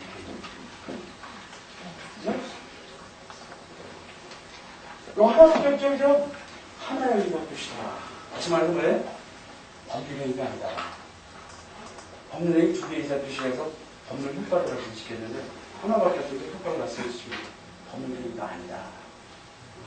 우리가 청약의 의사표시 청약자가 명시돼야 돼, 명시되지 않아야 돼요? 청약자가 누군지 알아야 돼, 말아야 돼요? 알아야 돼요? 알아야 되겠어요? 우리가 자동 판매기를 놔뒀단 말이에요, 자동 판매기. 누가 그 가사를 뽑아먹으면 승낙이 되는 거죠, 그죠? 이거 어떻게 돼요? 청약자가 반드시 명시되지 않아도 되죠? 네. 그럼 상대방은 특정되어 있어야 돼, 특정되어 있지 않아야 돼요? 특정되어야 되는 것이 원칙이고, 불특정인 경우가 있더라. 어느 경우에? 역시 자동 판매기. 버스 정류장에서 버스를 딱 대는 거예요. 누가 탈지 모르잖아요, 그죠? 근데 버스를 타주세요 하고 청약하는 건데 누가 탈지 모르잖아요, 그죠? 그 다음에 청약이라고 하면 승낙이 있으면 바로 계약이 성립해야죠? 맞아요? 그러면 계약이 딱 성립해야 되는데 청약의 이윤이라고 그러는 거는 계약이 성립해야 안 해요? 승낙이 있을 수가 없죠, 그죠? 그래서 청약과 청약의 유인을 여러분이 구분하셔야 된다. 다음 중 청약이 아닌 것은, 청약의 유인인 것은. 그러니까 구인광고, 구인광고. 구인광고라는 것이 청약에 아니잖아요. 가서 구인광고 보고 왔는데요. 나 여기서 일하고 싶은데요. 그게 청약의 유인이죠. 그래 일해라. 이게 청약이잖아요. 그러니까 청약과 청약의 유인은 구분돼요? 구분이 안 돼요? 구분이 되잖아요. 그래서 청약의 유인과 청약의 문제. 이걸 여러분 구분해 주세요. 그 다음에 청약의 구성력이라고 하는 거 있는데, 청약은 일단 효력이 발생하게 되면요, 임의적으로 청약자가 처리할 수가 없어요. 청약의 구성력. 왜 그래요? 법률 규정이 그렇게 써있기 때문입니다. 근데 이것을 계속 강연하게 되면 문제가 생기잖아요. 그죠? 그래서 일정한 경우 예외가 있어요. 나는 언제든지 청약할 수 있다는 하는 의사표시를 명백하게 했던가. 아니면 불특정 다수인을 상대로 하는 청약이라든가, 아니면 승낙기간이 없는 경우에서 대화자 간에 그런 거라든가, 이런 거는 청약의 구성력이 미치지 않는다. 그죠? 좀 실질적 효력으로서 승낙 적격이 있어요. 청약이라고 하는 것은 승낙과 결합하면 무조건 계약을 발생시킨다는 지위예요. 다시 말해서 승낙을 받아들일 수 있는 자격이 있다. 언제까지요? 승낙기간이 있으면은 승낙기간 내에 도달해야 되겠죠. 그죠? 승낙기간이 없는 경우 대화자 사이에서는 대화가 끝나는 순간, 그 다음에 독지자 사이에 있어서는 상당한 기간이 경과하는 경우, 그러면 승낙이 있다는 것입니다. 그 다음 승낙의 효력은 언제 발생해? 아까 민법청 측에서 뭐예요? 승낙에서 표시효력 발생시키? 민법청 측에서는 도달주였죠? 근데 여기서는 특징을 위해서 격지자 간에 있어서 계약은 이렇게 되어 있죠? 승낙의 의사표시를 달성한 때 효력을 발생한다. 그래서 오달주의의 예외, 발신주의 이렇게 얘기하죠. 그럼 계약의 경쟁 책임입니다. 계약의 경쟁 책임이 뭐예요? 계약의 내용에 대해서 다수인간에 어떻게 해요? 경쟁을 시켜요, 그죠? 네, 경매 딱 생각나잖아요. 경매 말고 또 입찰, 그죠? 경매와 입찰이 있어요, 경매와 입찰. 경매의 경우에 경쟁자의 의사표시를 알 수 있어요, 없어요? 네? 경매가 비밀래요? 이거 얼마에 사겠습니까? 나 100원에 사겠습니다. 저쪽에서 알죠? 의사표시 알 수 있죠? 입찰의 경우에는 몰라요. 모르시죠? 그 다음에 입찰이, 그러니까 경매의 경우에 값을 올라가는 경매만 있어요? 값을 내려가는 경매가 있어요? 두 개 다 있죠. 올라가. 왜냐면 값을 내려가는 거면 이거 최고 가격 3만원입니다. 아무 소리예요. 25,000원, 23,000원 내려갈 수 있잖아요. 그죠? 이거 경매에 붙입니다. 얼마요? 저쪽에서 100원, 저쪽에서 200원, 300원 올라가는 경우죠. 그죠? 여기서 입찰에 제시한다 가격 제시가 없죠, 그죠? 상대편이 얼마에 쓰겠다. 가격을 제시하는 순간에 청약인 거예요. 낙찰되는 순간에 승낙인 거예요. 그 다음에 이 경우에 값을 올려가는 경우 가격이 제시가 있죠? 청약이에요. 값을 내려가는 경우 값을 내려가는 경우 자기가 가격을 제시하죠? 승낙이에요. 값을 올라가는 경우는 두 가지 경우. 최저 가격을 제시하는 경우와 최저 가격을 제시하지 않는 경우. 그죠? 그래서 여러분이 여기 이 문제를 판단할 때는 가격을 제시하는 경우에는 청약, 낙찰은 승낙, 가격을 제시하지 않는 경우는 청약의 유인. 그죠? 이렇게 판단하게 되면 이 문제 쉽게 문제를 됩니다. 그 다음에 교차 청약이라고 하는 건 있는데, 이거 보통 계약이라고 하는 것은 청약과 승낙의 의사표시에서 생각하죠? 근데 양쪽 당사자가 야, 나 물건 이거 판다. 100원에. 그래서 야, 너 그거 낙찰 100원에 물건 사. 서로 승낙 관계는 없었는데 그냥 우연히 같이 청약을 해버렸어요. 그죠? 이런 경우는 우리가 교차 청약에 계약의 성립. 언제 성립합니까? 왜 도달할 때? 아까 겹치자 간에는 발송할 때라고 했는데 그 두 문화가 어떤 관계 있어요? 어떤 관계? 여기 승낙이 없죠, 그죠? 그러니까 승낙과 관련한 법률 규정은 적용되면 안 되겠죠? 그냥 민법 일반 원칙으로 돌아가는 거예요. 상대방이 도달한다. 도달주의 따지죠? 근데 문제는 양 청약이 교차 청약 관계 서로 다른 시기에 도달할 수 있다. 그죠? 시기에 도달하는 거 주장합니다. 그죠? 그다음 의사실현. 이거 간접적으로 승낙이 필요 없는 경우가 있어요. 근데 이 경우에는 그게 승낙의 의사표시다라고 하는 사실만 있으면 계약의 성립을 인정하자. 신문을 계속 집 앞에 갖다 놔요. 그죠? 근데 그 집주인이 청약하고 승낙을 안 했잖아요. 그죠? 근데 신문을 계속 갖다 본단 말이에요. 승낙의 의사표시를 볼 수 있죠? 그걸 계약의 성립 안 한다. 야, 나 승낙 안 했으니까, 그래서 내가 본 거다. 근데 승낙을 안 했으니까, 나 돈 줄 필요 없다. 말이 되네? 안 되죠? 여기가 의사실현. 그 다음에 이번에는 아예 청약의 의사표시도 없어. 승낙의 의사표시도 없어. 주차장에 갔더니 주차 관리용이 없어. 차를 딱 대고 그냥 나가버리는 거예요. 청약도 없어요. 그죠? 네? 이거 어떻게 해야 돼요? 계약이 성립했다고 봐야 돼? 그럼 계약이 성립 안 한다고 하면 주차를 딱 대놓고 주차 관리 의미에서 나 주차 계약 안 했으니까 놓고 나갈 테니까 내 차 관리하지 말고 그냥 냅둬요? 이러고 나가게 냅둬요? 무시적으로. 그래서 우리가 사실 나타내요. 근데 여기는 의사표시가 없죠. 이런 경우는 철저하게 제한된 경우는 인정하자. 바로 그런 의미입니다. 그 다음에 계약시 결단의 과실 책임. 이 문제는 뭐냐면 우리가 백화점 8층에 물건을 사러 갔는데 2층에서 문제가 생겨버렸어. 바나나 껍질이 그려졌어. 그럼 어떻게 해야 돼요? 바나나 껍질. 애를 데리고 갔는데 백화점에서 온수기 있잖아요. 땀 한 절 손을 다 대버렸어. 어떻게 해야 돼? 안 닦아봐야 돼? 안 닦아봐야 되죠. 어떻게 해야 돼? 소래기상 조심해야 돼요. 왜? 백화점에 왜요? 시설물을 설치한 걸 원인 제공했어요. 시설물을 설치했기 때문에? 안전 관리 법률 공부할 때라면 채무관계 있냐 없냐. 채무관계 없으면 불법행위한 손해배상 책임. 채무관계 있으면 채무불이익 손해배상 책임이죠. 근데 계약 안 했잖아요. 그죠? 어떻게 해야 될 거냐. 불법행위 손해배상 책임 청구할 거냐. 그러면 백화점 당신 불법행위에서 적극적으로 다 밝혀내야 돼요. 그럼 백화점에서 무슨 문제 한다고 30분마다 이렇게 쓸었는데 그럼 뭐 10분마다 쓸으려는 얘기냐. 그럼 상조이사니까 맞느냐. 이렇게 대답하고 얘기죠. 그래서 이 경우에 이게 계약 책임이에요? 불법행위 책임이에요? 불법행위 책임. 근데 왜 내가 계약 중에서 지금 강의하고 있냐? 계약이죠. 그리고 왜 법률 조문은 계약의 성립 부분에 들어가 있나요? 그것만 보면 이건 채무불 계약 책임이다라고 봐야지. 그죠? 왜 그러냐면 그걸 계약 책임상 과실 책임을 해서 계약 단계는 일자 같지만 계약하려고 오는 사람에게 안전 배려가 성실하게 배려를 해줘.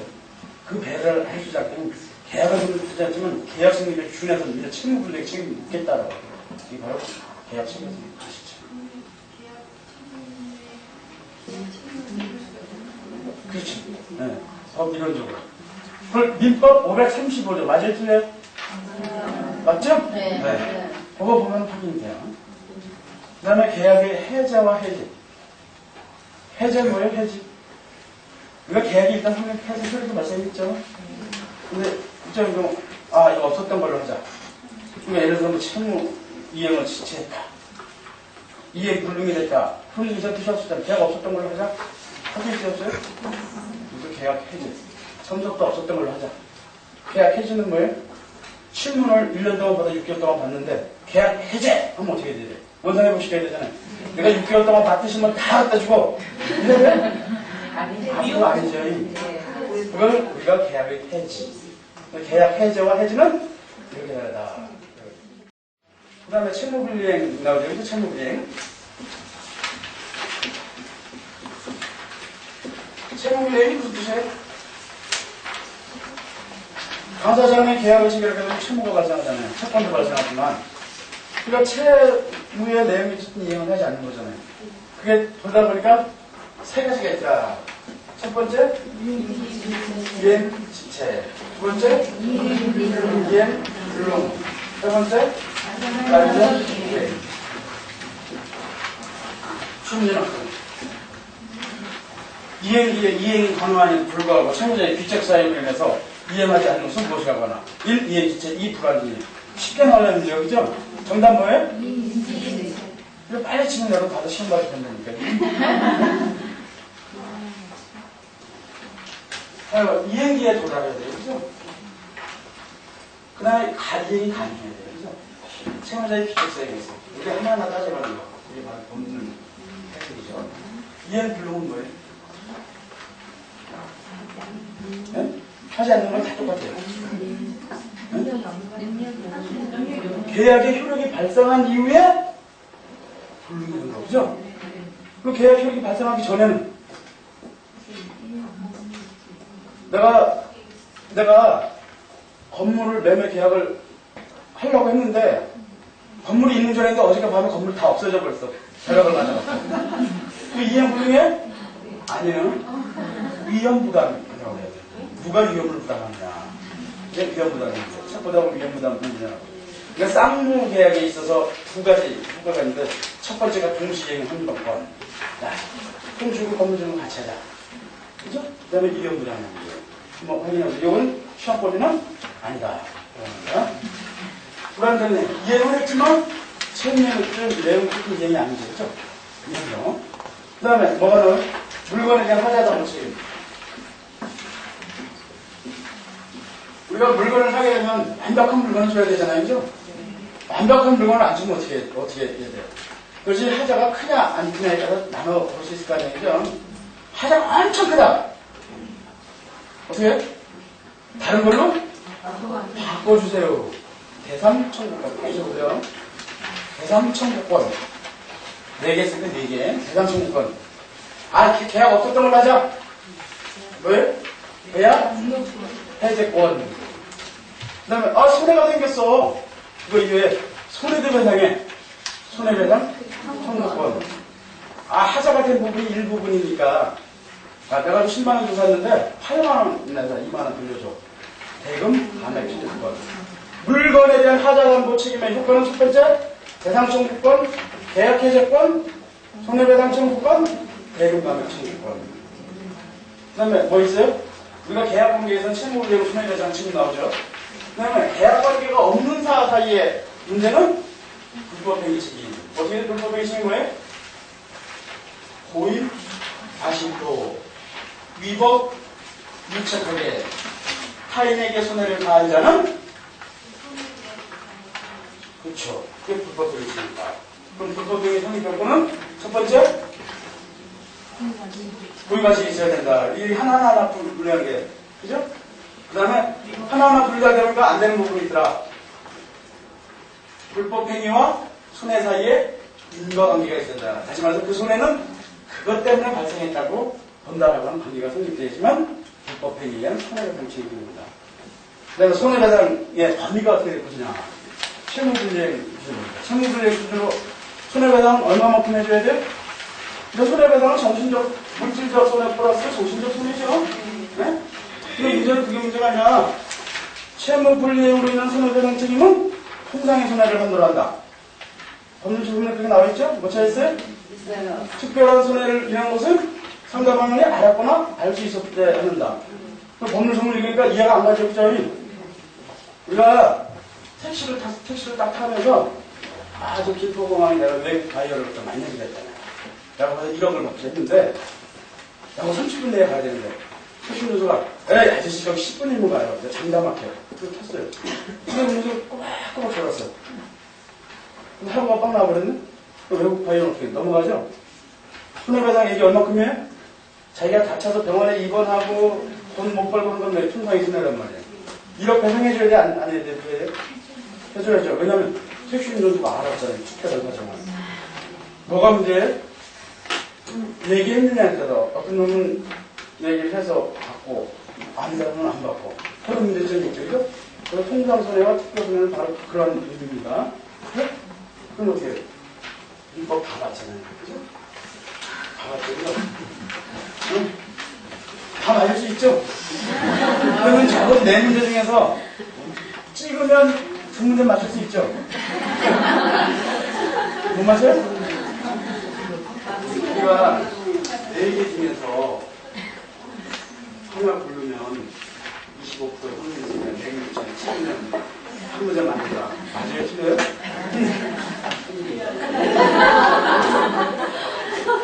왜냐면 이렇게 따져요. 첫 번째 문제 맞을 확률이 커요? 틀릴 확률이 커요? 틀릴 확률이 크죠? 두 번째 문제 틀릴 확률이 크죠? 세 번째 문제 틀릴 확률이 크죠? 네 번째 문제 틀릴 확률이 못 맞춰요. 맞추려면 공부해요.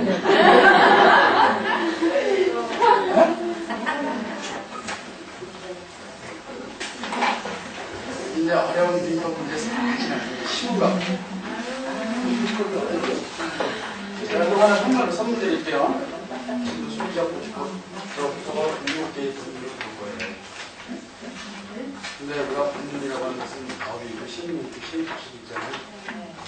철저히 뭐예요? 철저히. 법을 누가 만들어요?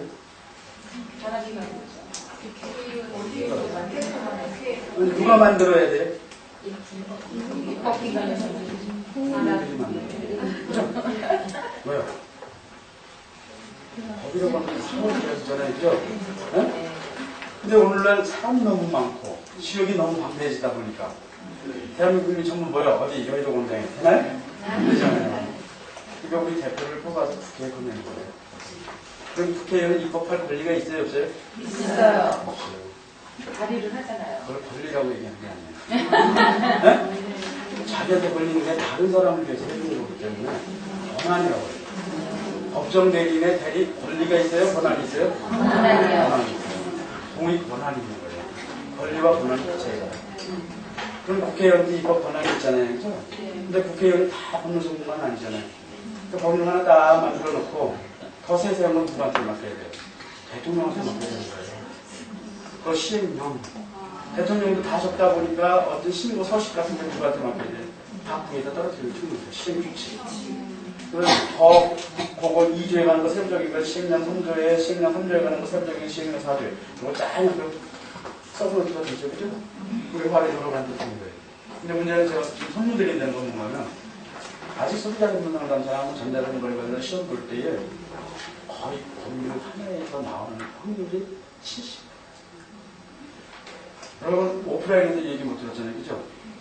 아니, 온라인도 못 들었잖아요, 그죠? 오프라인에 여러분 내가 흘려드리기 위해서 그러죠. 그러니까 온라인 등산 죽어요, 온라인 들어가고. 오프라인에 들어오면 이렇게 얻어가는 거 있잖아요. 시간이 없을 때는 법률만 듣고 계속 읽어주세요. 법률 내용 얼마 안 되잖아요, 그죠? 그러면 적어도 70점 많이. 근데 여러분들이 상담하고 할 때는 시험을 신고치고 그렇죠? 소비자 보고 뭐가 중요하다고 했어요? 소비자 보고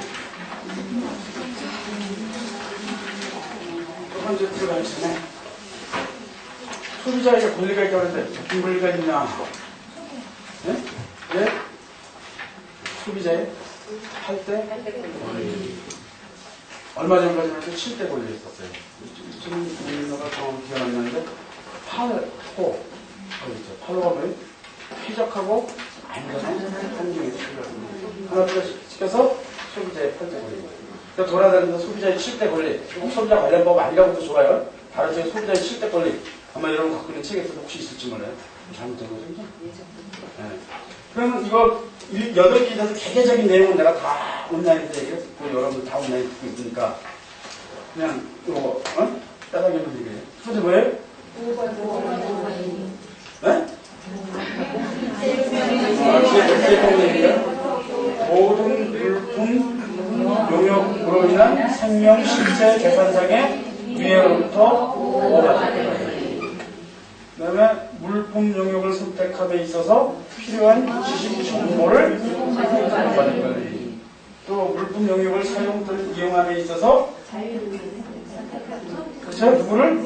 거래 상대방이라든가 가격이라든가 그 다음에 가격 거래 조건 뭐 계약자의 원칙의 표현이죠. 그죠? 응? 그 다음에 또 뭐예요? 국가나 지방자치단체의 정책 그 다음에 사업자의 활동에까지 의견을 반영시키는 거예요. 또 물품이나 용역의 사용, 이용에 있어서 피해를 받다 신속 공정한 절차에 따라 적절한 보상을 받을 거예요. 그 다음에 합리적인 소비 생활을 위하여 교육을 받을 권리, 스스로의 권익을 옹호하기 위하여 단체를 결성하고 여기서 활동할 수 있는 권리. 그건 아까 얘기한 안전하고 8개 반드시 외워줘야지. 상담하다 보면 소비자한테 어떤 권리가 있느냐. 근데 이 권리는 어떻게 아까부터 내가 설명한 거에 많은 부분이 여기 딱딱 다 들어가 있죠. 그죠? 네? 그 다음에 중요한 게 국가 지방자치단체는 어떤 의미를 갖고 있느냐.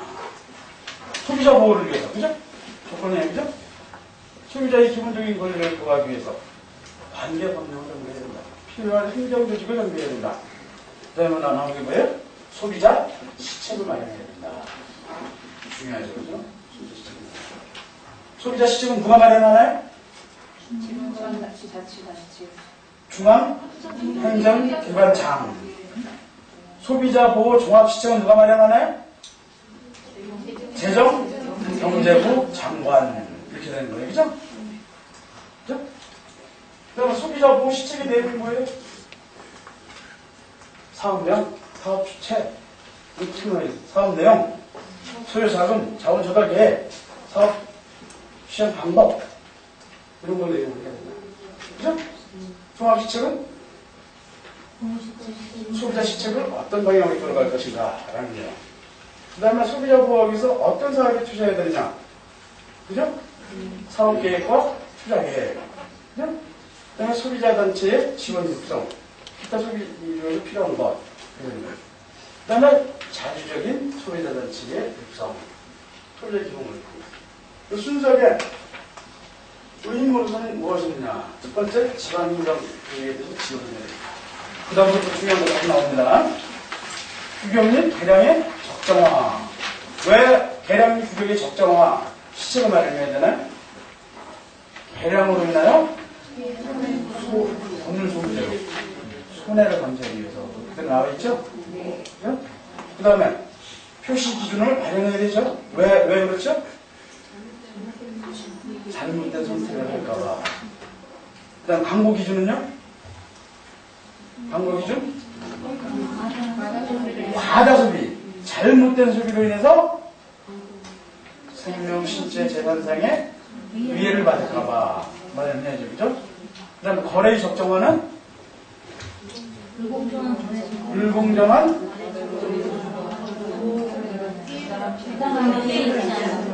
그러니까 지금 내가 얘기한 것은 뭐가 중요해요? 왜 그걸 마련해야 되는지. 그렇죠? 이런 걸로 해서 무엇을 마련해야 되는가 이런 얘기 나올 수가 있잖아요. 그죠? 그 다음에 소비자 피해 구제. 소비자 피해 구제는 어떤 내용이에요? 이제 여러분이 가장 일반 소비자 피해 규정과 품목별 소비자 피해 규정 이렇게 나타나는 거죠. 그죠? 품목별 소비자 피해 규정은 여러분 책이 어디 나와요? 네? 책이 있나요? 내가 책이 안 냈는데 언제 나와요? 인터넷에 가세요. 품목별 소비자 피해 보상 규정 열심히 보세요. 본 2차 시험 볼 때. 1차 시험에서는 안 나올 가능성이 많아요. 그죠? 1차 시험 볼 때 휴가라고 여기는 사실 계약자유원 측에서 우리가 외환동물을 썼으면 거기서 혜진이 말하자면 당신 당사자가 자유로운 계약의 예전에 엄청나게 제한을 갖고 며칠 만에 회사할 거야.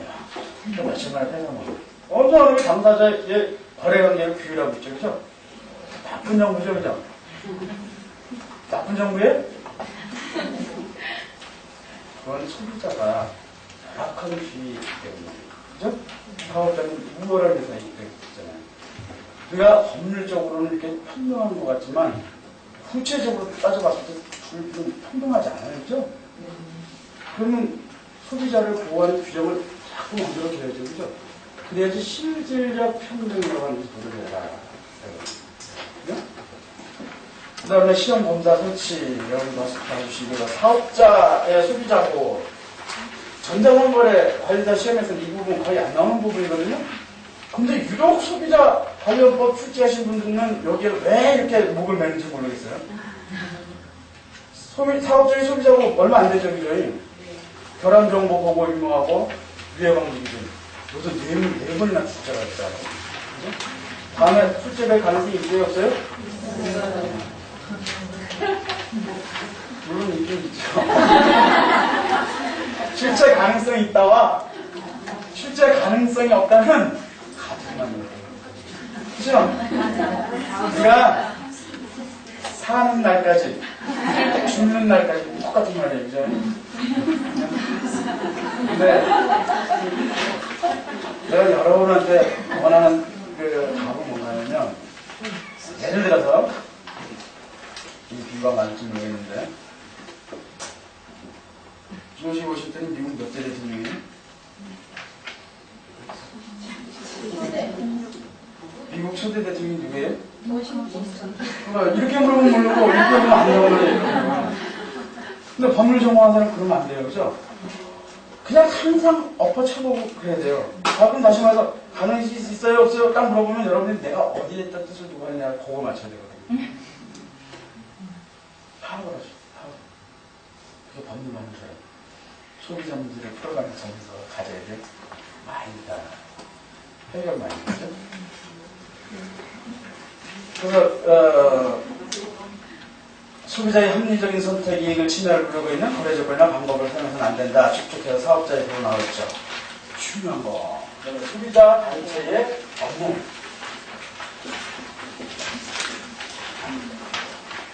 그 다음에 한국 소비자 보호원의 업무. 전자상거래 관리사에서도요. 출제로 또 출제가 좀 힘들어요. 그리고 역시 소비자 관련법에서도 한국 소비자 보호원의 업무. 출제가 됐습니다. 근데 한국 소비자 보호원의 업무나 소비자 단체의 업무나 비슷하겠죠. 그죠? 네? 비슷해요. 여러분들이 외워주셔야 돼요. 그죠? 그래요. 근데 소비자 단체에 있어서 가장 큰 업무는 뭘까요? 약하니까 정책 건의하는 게 제일 먼저 나와있어요. 그죠? 국가는 지방자한테 정책 건의하는 게 제일 먼저 나와요. 한국 소비자 보호는 피해를 이게 가장 먼저 나왔어요. 그래서 소비자 단체 업무 첫 번째 뭐예요? 국가나 지방자치단체, 소비자 시책, 시책, 건의. 두 번째 어렵죠? 품질, 구격, 환경성, 안전성에 관한 시험 검사, 또 가격 등에 관한 조사 분석, 그 다음에 소비자 문제의 연구조사, 그 다음에 소비자 교육, 그 다음에 잘 보세요. 소비자 불만이나 피해에 대해서 뭐래요? 상담, 또 정보 제공, 또 당사자의 합의 권고. 소비자단체 당사자가 합의 공고를 합니다. 소비자단체에다 여러분 서울구간시 시민위원회 전화 딱 걸어놓고 나 소비자로서 이런 피해받았는데 어떤 사업자 나쁜 놈이라고. 그럼 어떻게 해요? 사업자한테 전화하는 거예요. 소비자단체에서. 이런 문제 받았는데 어떻게 생각하십니까? 그럼 사업자단체에서 어떻게 쫄겠죠? 당사자가 그러면 당신 뭐 이렇게 하시면 소비자단체 딱 잠깐은 봐주세요. 어려운 일인데 둘이 딱 하는 거 합의시키는 거예요. 그런 느낌이 비슷하죠. 근데 당사자가 안 오게 되면 어쩔 수 없죠. 그죠? 감정력이 없으니까. 소비자 단체는 어떻게 설립하나요? 잘 설립해야죠. 등록을 한다. 어디다 등록을 하느냐? 시도지사 얘기하는 경우가 있고 재정경제부가 하는 데 있는데 재정경제부에 등록하는 경우는 3개 이상의 시도를 것입니다. 그러면 전국 단위 협의체 이외에는 시도지사에 돼요. 그죠? 그 다음에 한국소비자보호원의 업무 가장 중요한 거 피해구제 그 다음에 나머지 소비자단체 업무랑 비슷하죠? 여러분들이 두 개를 같이 읽어주셔야 된다. 그 다음에 한국소비자보호원의 중요한 기구가 하나 있어요. 그 뭐예요? 소비자 분쟁? 그죠? 그래서 소비자가 무슨 문제가 생겼다면 가장 먼저 가야 될 거는 한국소비자보호원에 피해구제 신청을 해요. 30일 내에 대답을 해줘야 되는데 30일 내에 해결이 안 되잖아요? 그럼 소비자분쟁조정위원회가 그럼 소비자분쟁조정위원회에서 분쟁을 조정하게 되죠. 그래서 당사자가 분쟁조정에서 그렇게 하겠다. 15일 안에 뭐 해야 돼요? 조정서에다 그렇죠? 사인을 해야죠. 그렇죠? 그러면 그 내용을 당사자 간에 합의하는 것입니다. 다시 말해서 법원으로 다시 가져가지 못한다는 얘기죠. 그렇죠? 그렇죠? 그래서 한국 소비자보호원 특히 그 중에서 소비자 분쟁조정위원회 역할 그 분쟁 처리 절차 이것도 여기 시험 문제 한 번 나왔습니다. 근데 이거는 시험 문제 한 번 나왔지만 지속적으로 출제될 가능성이 있는 부분이다. 라고 합니다.